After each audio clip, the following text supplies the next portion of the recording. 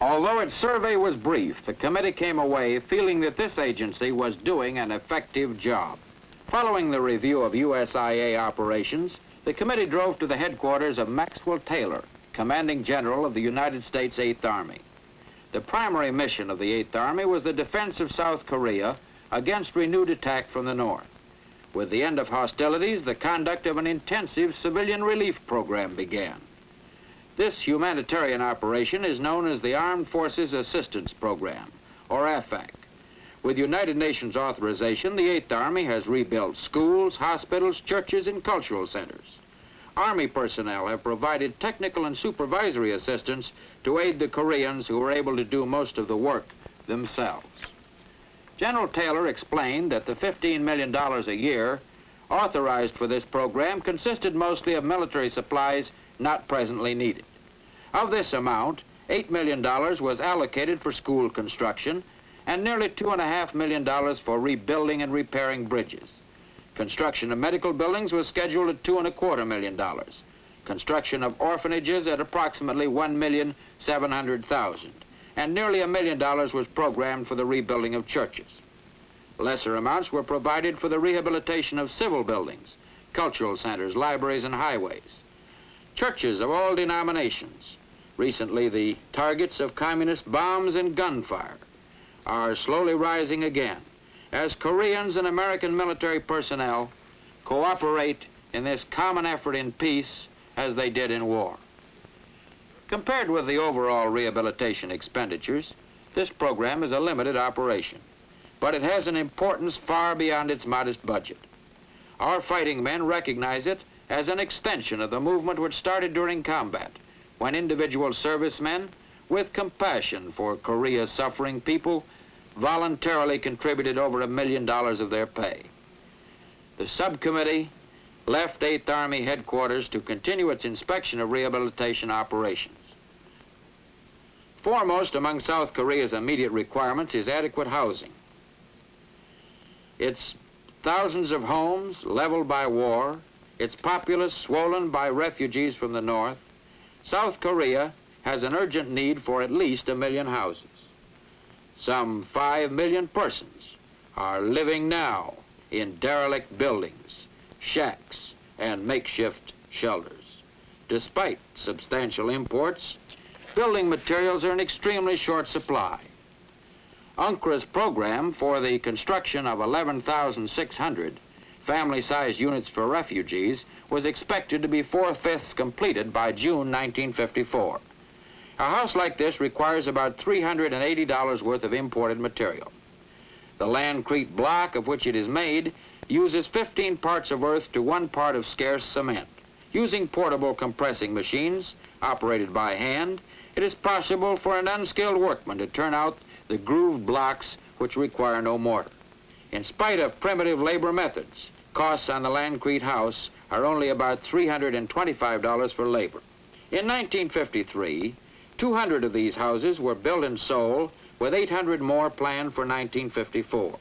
The first 100 houses have been sold for about $850 each at the unofficial rate of exchange. The committee recommends that the housing program give priorities to the homeless as a result of war damage. More emphasis could be placed on helping owners to repair existing dwellings. Next, the committee looked at the mill of the Korea Textile Company at Yeongdong-po. This great plant once employed thousands, but like the rest of the textile industry concentrated around Seoul, was at least 2/3 destroyed. Without U.S. financial aid, the owners salvaged from the twisted wreckage and painstakingly sorted and cleaned enough machine parts to assemble whole spindles with 1/4 of the productive capacity of the original plant. War devastation reduced the number of spindles throughout Korea from 300,000 to 55,000. Recovery has been rapid, however, and over 140,000 spindles are now in operation, supplying the urgent need for consumer goods. Although cotton is a major crop in Korea, it was necessary for them to import 29,000 tons, valued at $19 million in 1953 alone.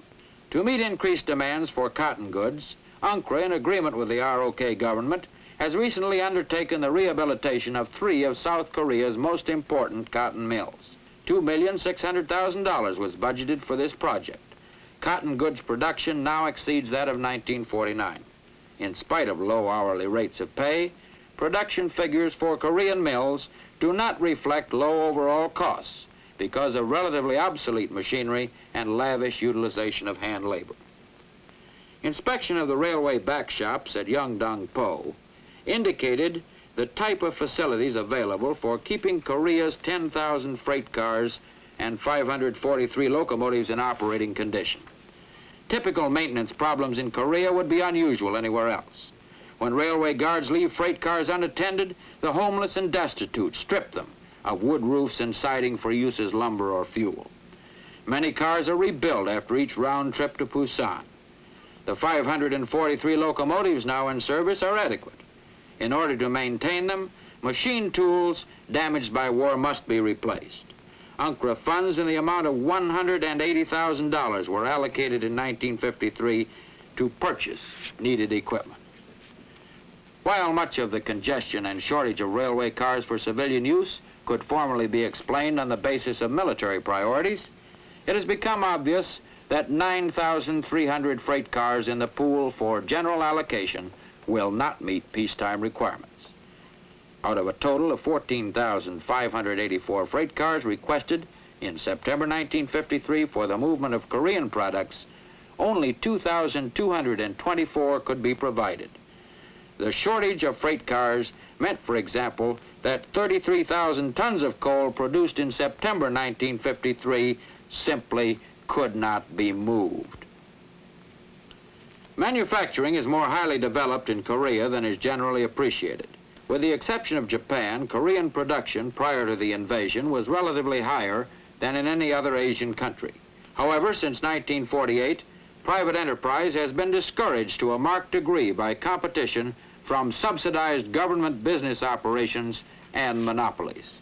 Besides setting up a small loan fund, UNCRA budgeted $8,150,000 for the partial reconstruction of coal briquetting, paper, wire and nail, farm tools, cement, fertilizer, flat glass, and textile industries.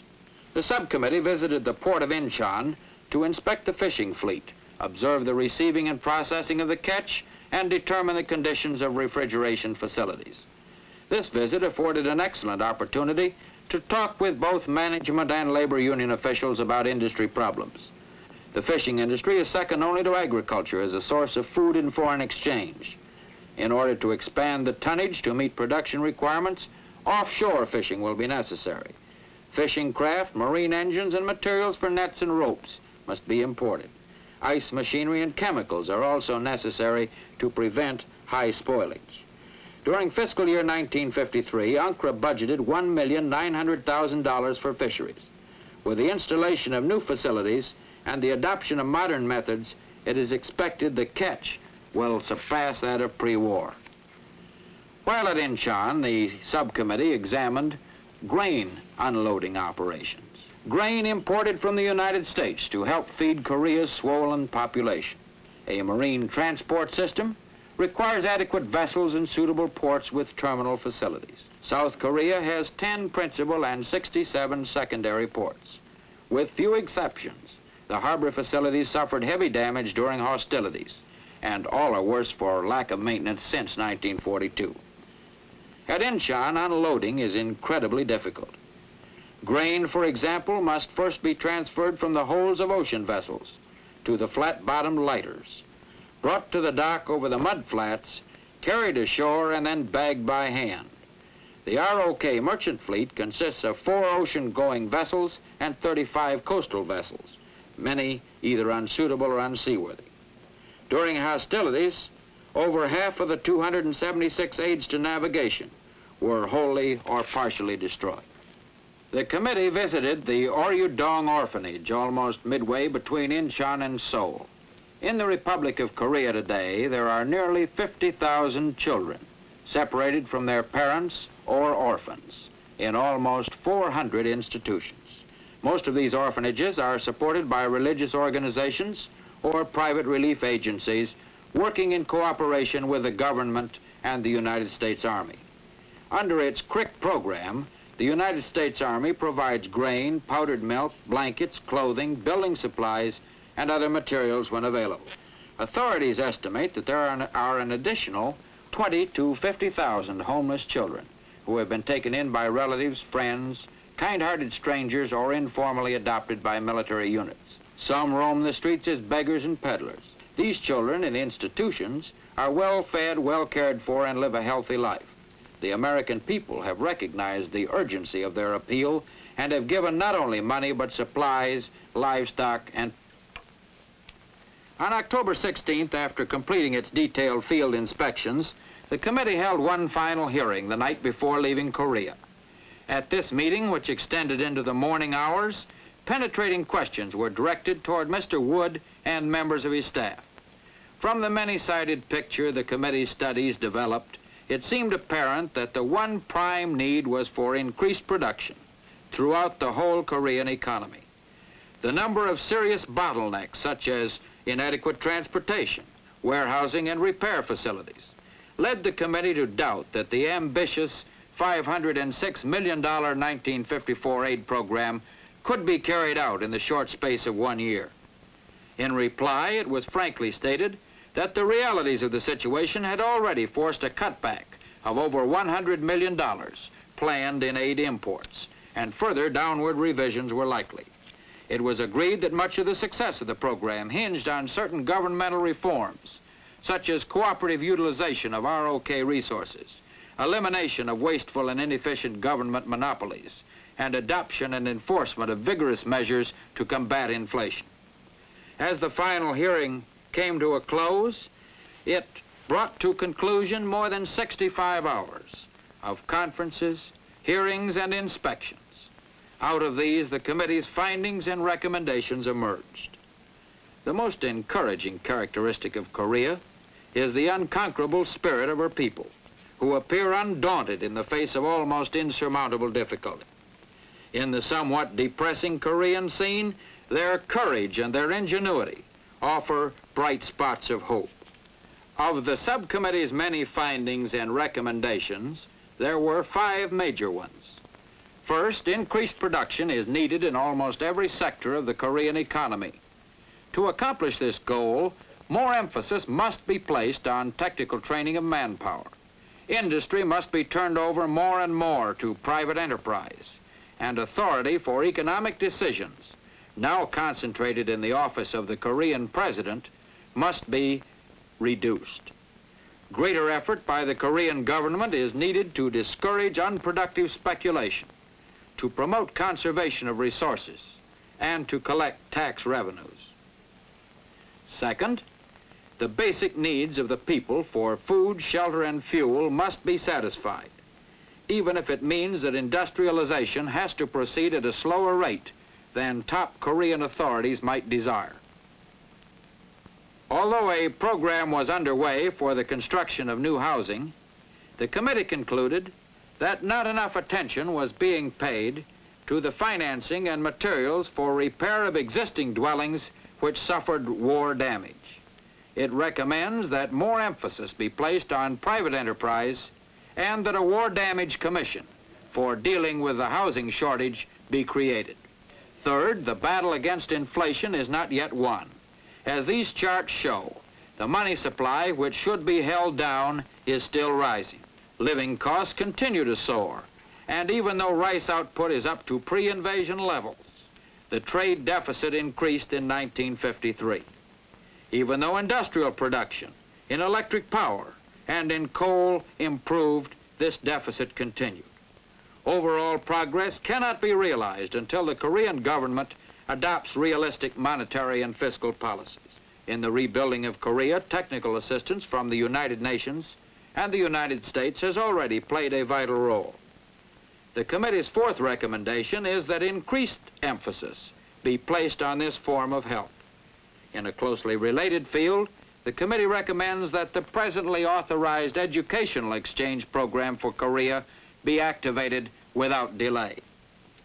Finally, the committee recommends that the existing administrative organization be revised and simplified. In particular, the role of the Combined Economic Board needs to be reappraised if it is to be more than a bottleneck, slowing down the progress of the program.